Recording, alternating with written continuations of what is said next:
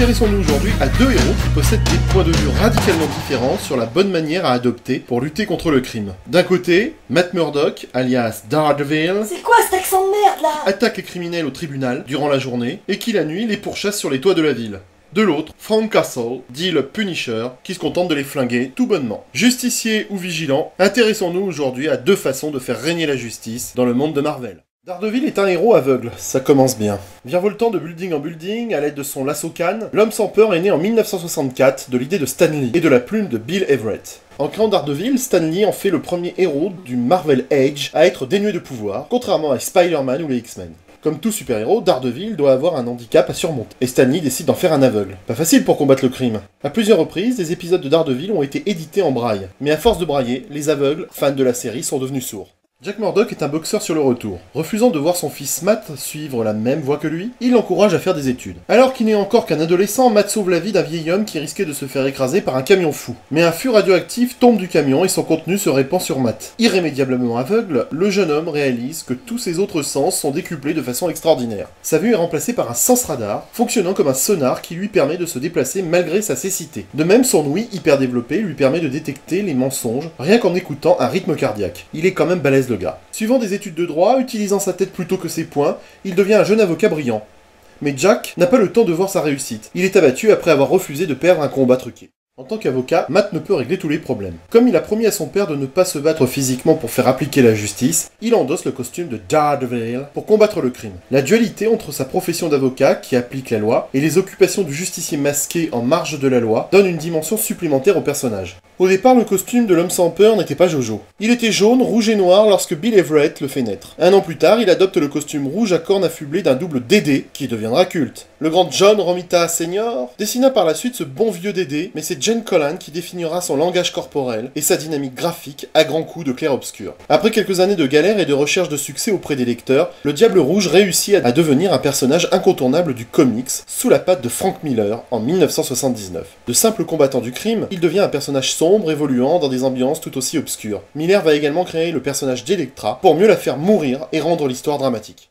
Les femmes sont très présentes dans la vie de Murdock. Les relations sont souvent sulfureuses. La secrétaire de Matt, Karen Page, sera à l'origine de sa chute. Accro à la drogue, elle révélera l'identité secrète du héros au Caïd, le pire ennemi de Daredevil. Il fit également équipe à la ville comme en costume avec la Veuve Noire, membre des Vengeurs. Et surtout Elektra qui reste la plus emblématique de ses partenaires féminines. Dans Strange, les fans de l'homme sans peur ont découvert une série mélangeant comédie et enquête policière. Cette série restera pendant plus de 15 ans un pilier de la revue. La patte de Frank Miller fit les beaux jours de la série, mais elle inquiéta aussi la censure. Les épisodes où il affronte la main, une secte de ninjas, sont raccourcis et tronçonnés. Les blessures sont gommées. Et puis la longue chute du héros commence à faire trembler la censure. Ayant découvert l'identité de Matt Murdock, le Caïd met tout en œuvre pour le briser. Il détruit sa maison, le fait radier du barreau et le rend lentement fou. Il finit clochard et ses repères disparaissent les uns après les autres. De même, Karen Page sombre dans la drogue et la pornographie. C'en est trop pour les éditions Lug qui n'attendent pas la fin de la série pour voir notre héros se sortir de son enfer. Les épisodes ne sont plus traduits. De nombreuses pages sont supprimées. Finalement, Daredevil est censuré.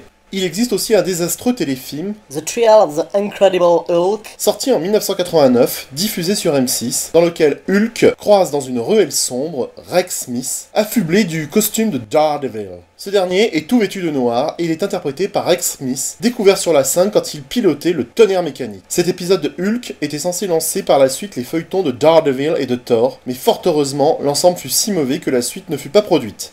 Au cinéma, on ne peut que déplorer le film de 2003, qui sans être catastrophique est assez fade, avec un Ben Affleck peu ressemblant et une Jennifer Gardner sans intérêt dans le rôle d'Electra. Enfin, les fans découvrent depuis 2015 la série Daredevil sur Netflix. Il n'a aucune pitié. Il massacre sans sourciller les sourcils. Il n'éprouve aucune gêne à répandre le sang. Ce justicier, c'est le Punisher. Salut les petits PD, c'est moi le Punisher. On va pas rester comme ça, se regarder comme des tapettes, non? Parlons un peu de moi, bande de tarlouses. Créé en 1974 par Jerry Conway et John Romita Sr., le Punisher apparaît dans les pages d'Amazing Spider-Man comme personnage secondaire. Il suscite rapidement l'intérêt des lecteurs car il est le symbole des comics des années 80, sombres et cyniques. Tout comme les films, les bandes dessinées reflètent leur époque. Le Punisher est né des angoisses des années 70 sur le crime et la fracture sociale. Frank Castle est l'anti-héros solitaire apprécié du public. Il va vite devenir un porte-drapeau de Marvel. Le Punisher est un vigilant violent qui flingue à tour de bras. À la différence de Daredevil, qui a un sens aigu de la justice, le Punisher est un vengeur sans restriction morale. Ce personnage est d'ailleurs obsédé par la vengeance après la mort de sa famille. Il est en rupture totale avec les super-héros puisqu'il s'affranchit de la loi. Il passe donc son temps à flinguer tous les truands. Le concept du Punisher était donc assez violent parce qu'il était un super-héros qui tuait sans remords. Après avoir laissé sa vie de guerrier, Frank Castle retrouve sa famille. Mais lors d'un pique-nique, il tombe sur un règlement de compte entre truands. Sa femme et ses enfants sont massacrés et Frank est laissé pour mort. Dès lors, Castle déclare la guerre au crime et devient le Punisher. Il pourchasse les criminels sans relâche et sans espoir de rédemption. Il n'éprouve aucune gêne à répandre le sang. Lourdement armé, patient et bien entraîné, il considère que tout individu qui se met au travers de son chemin est responsable de son propre sort. Vous en avez assez, hein? Vous avez assez de cette bande de racailles. On va vous en débarrasser. Au cinéma, le Punisher apparaît en 1989, sous les traits de Dolph Lundgren, le méchant boxeur russe de Rocky IV. Ce brave Punisher, pourtant identifiable par sa tête de mort sur le torse, en est totalement dépourvu dans le film, ce qui fait qu'on a du mal à reconnaître ce personnage Marvel. Le film ne sera même pas diffusé dans les salles aux États-Unis. Pourtant, Dolph Lundgren avait réalisé la meilleure performance de sa carrière cinématographique. En 2004, c'est Thomas Jane qui reprend le rôle. L'acteur se défend assez bien en alliant la puissance physique du personnage et la capacité de faire passer des émotions sans le secours des mots. Toutefois, on ne peut s'empêcher d'admettre que Thomas Jane est beaucoup trop lisse et moins imposant que Ray Stevenson dans la version de 2008.